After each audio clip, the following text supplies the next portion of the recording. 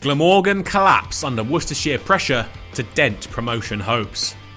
50s from Worcestershire openers Rutherford and Mitchell had helped their side to 143 for 2 when Stumps was called on day 2, after the pair's bowling unit had restricted Glamorgan to 193 earlier in the day. There was still work to do for the home side, as they looked to set their visitors an imposing target. That would initially be the responsibility of Haynes and Mitchell, the pair resuming the Worcestershire innings. They moved past 150 as Glamorgan sought early wickets.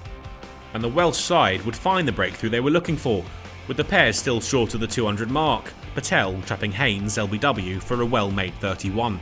He'd find turn and bounce to clip Milton's glove, and Cook held on to the catch at the second attempt. Ricky Vessels stuck with Mitchell to see the side past 200, but he'd have to do it without Vessels, pinned LBW by Hogan for a quick-fire 31 off 38. Van der Hookten disappeared to the boundary as Mitchell moved to within one run of his century with 3 consecutive 4s. But he'd lose another partner before reaching his 100. Cox caught behind off Hogan without scoring. Mitchell would finally reach his century with another boundary off Van der Hookten, and the pair would reach lunch with Worcestershire 262 for 6, leading by 284, Mitchell on a Nelson. But it would be Barnard who fell after the interval, caught and bowled by Van der Hookten for 6. He'd also remove Leach, caught at mid-wicket by sub-fielder Graham Wagg. Patel had his 4th of the innings not long after, Morris gifting him a wicket as he chopped a wide one onto his off stump. The innings would come to an end with just one more run added. A moment of hesitation exploited by Cullen, running out Mitchell for 139. Worcestershire all out for 299.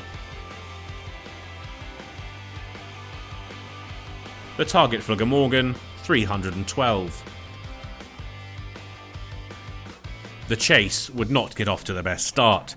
Just 2 balls in, Leach had Selman caught at second slip without scoring.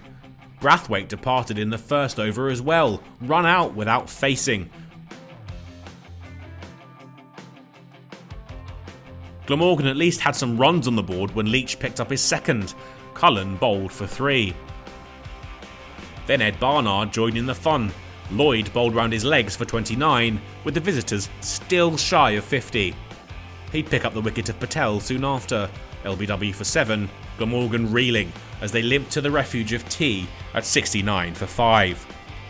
Billy Root and Chris Cook would provide a bit of steel to the innings, resisting the Worcestershire bowlers as play resumed for the evening session. The partnership wouldn't make it to 3 figures. Root removed by Morris, caught by Barnard. He'd have another in the over. Smith trapped LBW for 4. Finch came into the attack and struck with the first ball of his spell. Van der Hookten caught by Ali for 13. And Moeen would pick up a wicket of his own to leave Glamorgan teetering on the precipice. Cook bowled through the gate. Carey was the last man to go. Ali again with the wicket. Barnard with the catch. And Glamorgan beaten. Worcestershire winning the match by 155 runs. It had been the scoreboard pressure inflicted by an impressive pair's start that had done for Glamorgan.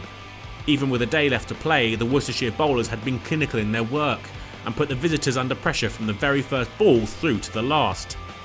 There had been moments to savour for Glamorgan, Hogan once again proving he was evergreen, but ultimately they couldn't deal with the pressure created by Worcestershire's bowlers.